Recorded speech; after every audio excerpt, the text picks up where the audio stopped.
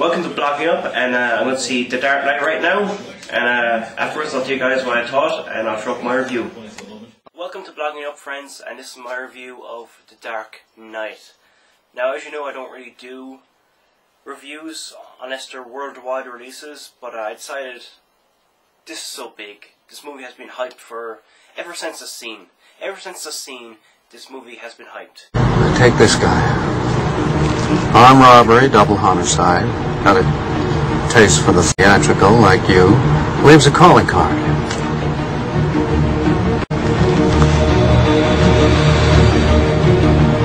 I'll look into it.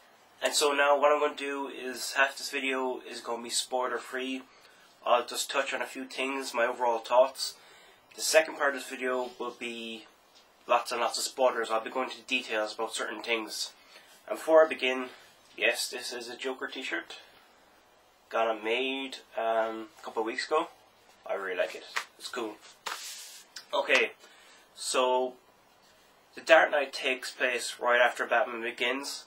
Batman is still trying to bring justice to Gotham, trying to take in all the mob bosses, until a new DA, Harvey Dent, comes on the scene. And Bruce Wayne looks at Harvey Dent as the new guy who can bring justice to Gotham. Because Alfred says to Batman, you know, you can't be Batman forever. You've gotta, there's only so much the human body can take. You're not Superman. You don't have superpowers. You're getting badly beat up out there. And there's a scene in the movie, and even in the trailer you see it, when Bruce lifts up his top and he has a bunch of like bruises and cuts on his back. So he sees DA as the new DA, Harvey Dent, as a guy who could take over as Batman, who can, not with costume, but you know, he has the power to bring in the bad guys. And of course, Bruce wants to be with Rachel, and the only way he can do that is by living a normal life again. So this is Bruce's plan until the Joker comes on the scene. And what the Joker wants to do initially is to create a world without rules. How do people react when there's no rules left, when society goes crazy? And now it's up to Batman to stop the Joker with Harvey Dent and Commissioner Gordon. The Joker is doing all kinds of crazy shit in this movie. He's messing with people's minds. The Joker is always one step ahead of everyone else, and he's really intelligent, but yet he's so crazy and psychotic. And that's all I really want to reveal of the plot without giving too much away. I'll give more away about characters and plot points in the spoiler half of this video, which I will put up a warning before I do give spoilers away. Now, the big question is, how did Heath Ledger do in his final role? And let me put you this way, I didn't find any traces of Heath in the Joker role. It was like the Joker was a separate entity. And when an actor does that, when an actor is able to create a character so believable that he seems so real on screen, then that's something special. And I do feel Heath should definitely get an Oscar nod for this, because he did a fantastic job. You know, like I said, the Joker was funny, he was crazy, he caused so much mayhem, and Joker was the highlight to this movie. Batman Begins was all about Batman, it was all about Christian Bale. This movie is all about Joker, it's about Heath Ledger. But Harvey Dent is the backbone to this movie. He is essentially the trigger, which I will talk about later on in this review. There's so many references to the Killing Joke in this movie, and to The Long Halloween, which I'll also go into further into this movie, but there is nice nods to those graphic novels. And also the rest of the cast did a fantastic job. Michael Caine, Gary Oldman, Maggie Gyllenhaal was a better replacement for Katie Holmes, which, look, I even forgot her name there, that's how much I cared. But she did a good job, and she filled the part wonderfully. There's three things I didn't like so much about this movie. And they're not massive things, just minor. Well, one or two things are probably bigger, but one is minor. And I'll do the minor first, which was the length of the movie. It could have been trimmed down by about 20 minutes, because it felt a bit too long. When you're in the cinema, it gets really, really hot when there's so many people in the room.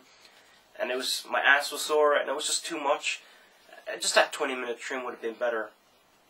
Also, I felt Nolan doesn't really give a good ending to the Batman characters. Like in the last movie we've seen with Scarecrow, like Scarecrow got shot in the face with a taser and he kind of galloped off on his horse. Could have been much, much better than that. I'll go into the Joker and Harvey Dent and what happened to him later on in this review. That's one critique I did have. And also, I wasn't too keen on Bale's Batman's voice in this. But there's one or two scenes which kind of bothered me. It was like too raspy and too quiet. But for the most part, it didn't bother me or throw me off the movie at all. Overall, I loved Dark Knight. It's my favourite movie so far this year. Definitely give it a go. It's the king of superhero movies, and you'll definitely enjoy it. Overall, I give Dark Knight a 9 out of 10. And now what I'm going to do is go into a deep review.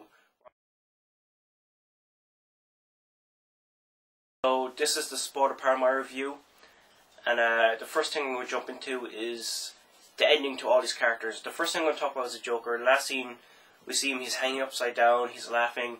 I kind of felt maybe if the last shot of the Joker was in Arkham, in a straitjacket, just laughing and going crazy, I would have loved that. It would have been so great. And we didn't get to see that. We just saw him hang upside down. Even though it's not a big deal, I think being in a straitjacket and being locked up in Arkham would have been a much better ending. Even having Harley Quinn coming in and telling him that she's his psychiatrist. But yeah, I wasn't too keen on that part, ending with the Joker. But then again, I don't have a problem with it either. With Harvey Dent, I had a big problem with that because he got killed off screen. You didn't see him slam to the ground. And it just felt like a very fast, out of nowhere death. And I would have loved Two-Face to continue on into the next Batman movie. And yes, there is going to be another Batman movie. Like, The Dark Knight has ripped records apart. There's definitely going to be a third one. But yeah, I would have liked to see Harvey Dent in the third one. I felt like, I'm not a big Two-Face fan, but for the people who are massive fans of Two-Face, I would have felt a little pissed that their favourite character got killed off within about 15 minutes of being in the movie. And he really didn't do much bad stuff. Like, he killed a bunch of mob bosses, but he never really truly went evil. Well, he was evil when he was trying to kill Commissioner Gordon's son and stuff. But beyond that, he never really did anything truly evil. He was just getting back at people that killed his fiancée. I think that's reasonable to understand why he did that. And same with Scarecrow. Scarecrow was in the start of this movie for about 3 minutes, and he was taken away by Batman so easily. I would have loved if Scarecrow had a counter with the Joker and he sprayed the fear gas into the Joker and it didn't affect the Joker. That would have been great as well. And talk about Joker as well, there was a lot of nods to the Killing Joke in this movie. Like in the Killing Joke, you get the whole origin of the Joker, but there's one panel where Joker says, you know, I'm not even certain myself of how I came to be, how I can become the Joker. And in the movie, there's one scene where the Joker's describing how he got the scars on his face. He's like, my dad did it to me. And he tells someone else that he did it to himself. So, straight away you get that the Joker's just nothing but a liar, and it was a nice nod to the Killing Joke. And also, in the Killing Joke, Joker describes that one bad day can push you into madness. And it happens to Two-Face. One bad day pushed that guy into madness. And the Joker had many fantastic scenes, like when he was in the hospital, he's dressing up as a nurse. Brilliant, and he had like the little Harvey Dent sticker there. And when, like I said, when he was telling the stories about his backstory and changing it, I loved that as well. Every scene with Joker was magic. And like I said, he stole the show. It was absolutely fantastic. I'm probably saying fantastic a lot, but that's what I think when I think of this movie. Fantastic. Fantastic. So, not to forget the interrogation scene, where Batman is being a crap out Joker, and Joker's lying on the table, and Batman's running over to put the chair underneath the door so no one could get in, and Joker is like, watch him go! It was classic Joker, and it was nailed perfectly. And what I liked about Nolan's Batman portrayals in the movies is he never really, he sticks to the spirit of the comics, but he's changed a lot. Like Two-Face origin was different, Joker's, he wasn't perma white.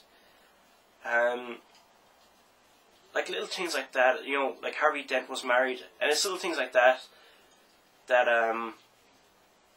well, it fit into the movie world. I felt like Nolan was able to take the comics, still had the spirit, and was able to change a few things without anyone having a problem with it. And a good director can do that when it comes to comic movies. That's why The Dark Knight to me is the king of comic movies. Sir Nolan, I hail you. You did a fantastic job, sir. That's about all I have to say about The Dark Knight. There probably is some more stuff I have to say, but I can't think of right now. I'm tired. I haven't slept much last night. But overall, like I said, I give Dark Knight a 9 out of 10. Fantastic flick.